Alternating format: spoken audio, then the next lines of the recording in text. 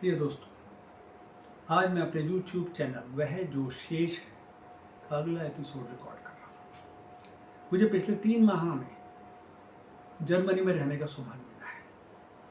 यहाँ मैंने क्या देखा, क्या समझा, क्या जाना, ये सब मैं आपके साथ साझा करना चाहता हूँ। जर्मनी यूरोप का एक देश है जिसकी आबादी लगभग 8 करोड़ 36 लाख है। यहाँ उपजाऊ धरती है, कहीं पर भी बंजर जमीन या रेगिस्तान का नामो निशान नहीं है।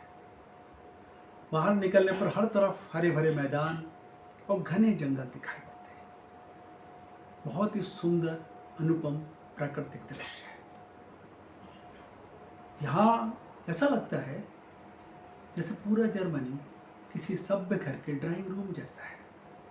कहीं कोई गंदगी नहीं, सड़क पर कोई कुत्ता या पशु नहीं, सड़क पर गुलाब के फूल और अन्य पुष्प क्यारियों में और पेड़ों पर लदे हुए, पर तोड़ने की बात तो दूर, कोई उन्हें छूता तक नहीं।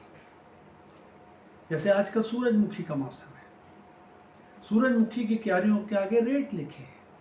वहाँ पर रखे छोटे चाकू को उठाकर आप सूरजमुखी के फूल काट सकते हैं और उसका पैसा वहाँ पर रखे बॉक्स में डाल सकते हैं। इसी प्रकार बेरी के पेड़ और स्ट्रॉबेरी की क्यारियों से आप बेरी और स्ट्रॉबेरी ले सकते हैं और वहाँ पर जो आदमी बैठा है उसको पेमेंट करके उसको घर ले जा सकते हैं। यहाँ पर पर्यावरण के लिए बहुत ज़्यादा संवेदनशीलता है। कोई नई जगह अगर मकान डेवलप करने होते हैं तो एक योजना प्रस्तुत करनी होती है कि वहाँ पर रहने वाले पक्षियों को और पेड़ों को कहाँ पुनर्वासित किया जाएगा। यहाँ पर राइट हैंड ड्राइव का नियम है, सबको नियमों की पूरी जानकारी है, लाइसेंस मिलना दुश्वार है। प्राय लोग मान्यता प्राप्त एजेंसी की सेवाएं लेते हैं। वो लोग जमकर प्रैक्टिस कराते हैं, रूल्स बताते हैं और जब तक उन्हें विश्वास ना हो वो टेस्ट के लिए आपको आगे नहीं करते। यहाँ लगभग सभी के पास कार है।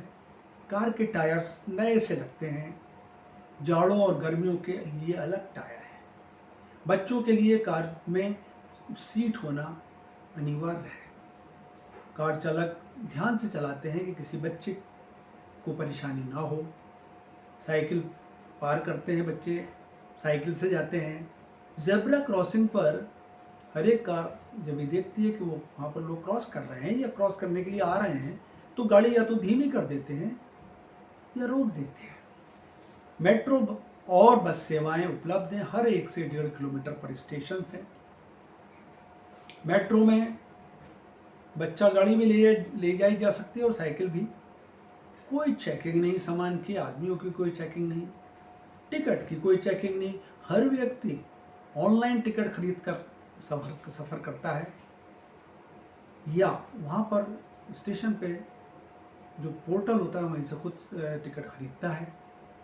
बस में कोई परिचालक नहीं होता, कंडक्टर नहीं होता। हर एक व्यक्ति अपने आप टिकट खरीद कर ऑनलाइन आता है। ज़रूरत पड़ने पर ही चालक से बात करता है। हर बस हर स्टेशन पर रुकती है। यदि आपका घर बस स्टैंड से थोड़ा आगे या पीछे है तो उसके लिए आपकी सीट के पास में या आगे एक स्विच लगा होता है, उसको आप दबा सकते हैं और उसके बाद उतर सकते हैं। यहाँ पर हर एक आदमी का हेल्थ इंश्योरेंस अनिवार्य है। हेल्थ इंश्योरेंस होने पर यह बीमा कंपनी का दायित्व है कि वो आपका इलाज करवाए। एंटीबायोटिक दवाओं को यहाँ हतोत्साहित किया जाता है। कफ सिरप और अन्य दवाइयाँ डॉक्टर के प्रेस्क्रिप्शन पर ही मिलती हैं।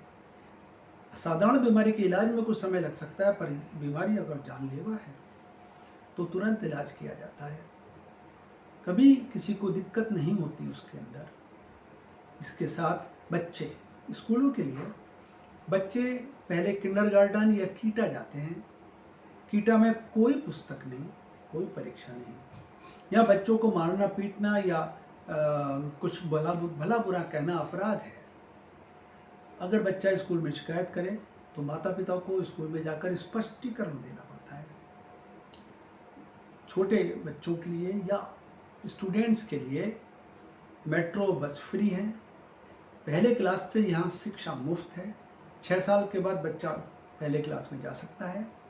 चौथे क्लास में एक परीक्षा होती है जिसकी परफॉर्मेंस के आधार पर माता पिता और शिक्षक ये निर्णय लेते हैं कि बच्चे को किस लाइन में भेजा जाए। यहाँ रोजगार लगभग सभी के लिए उपलब्ध है। आय की असमानता काफ़ी कम है। लगभग सभी के पास घर है। घरों में हीटिंग का प्रबंध है। नलों में आने वाला पानी पीने योग्य है। 24 घंटे गर्म और ठंडा पानी उपलब्ध है। यहाँ रिटायरमेंट उम्र 67 वर्ष है। औसत आयु 81 वर्ष है और युवा वर्ग कम है। तो यहाँ प्रवासियों को रहने और नौकरी करने के लिए सुविधाएं हैं, वो आ सकते हैं, पर उसके लिए जर्मन भाषा का ज्ञान आवश्यक है और वो भी B1 लेवल का। क्या कोई कल्पना कर सकता है कि जर्मनी ने भी 1933 से 1945 के बीच सर्वनाश और नरसंहार का तांडव देखा है। 1933 में 44% वोटों के साथ हिटलर सत्ता पर आसीन हुआ। आते ही उसने राष्ट्रपति हिंडनबर्ग से ये आपातकालीन डिक्री करवाई और उसके बाद वाइमर संविधान के मूल अनुच्छेदों को निलंबित कर दिया गया।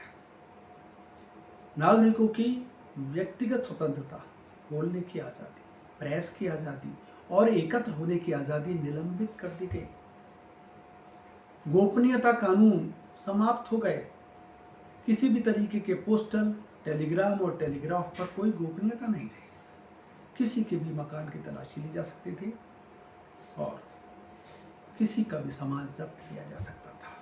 किसी को भी गिरफ्तार किया जा सकता था और उसमें कोई समय सीमा नहीं थी।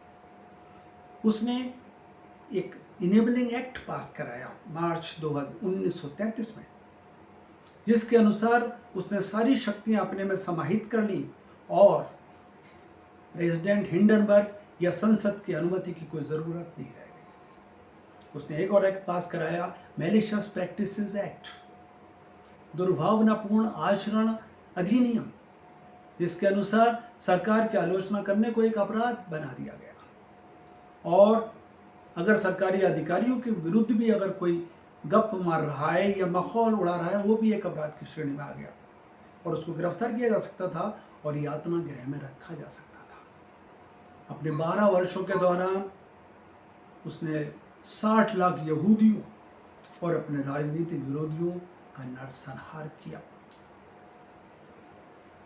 जर्मनी ने इस सदमे को सहा है, दुख को सहा है, पर इसे भुलाया नहीं है। मुझे 7 जून 2026 को Dachau concentration camp centre memorial site जाने का अवसर मिला, जो म्यूनिख से 30 किलोमीटर और स्टुटगार्ट से 200 किलोमीटर है। वहाँ पर चित्रों के माध्यम से उन्होंने बताया है कि 1933 से लेकर 1945 तक क्या हुआ। कुछ कैदी गृह भी बनाए गए हैं। हम जब वहाँ से निकलते हैं तो हमें ऐसा लगता है कि कोई भी लोकप्रिय नेता कभी भी बेलगाम हो सकता है कि जैसे जर्मनी में हुआ। दखाउ सेंटर में 2 लाख कैदी रखे गए और उसमें से 41,500 कैदी मारे गए यातनाओं के चलते। तो कभी भी कहीं पर ये मानवीय त्रासदी संभव है। हमें एक सजग नागरिक की तरीके से सोचना पड़ेगा, सजग रहना पड़ेगा कि हम अपनी स्वतंत्रता किसी की चिकनी चुपड़ी बातों पर न्यौछावर ना करें। धन्यवाद।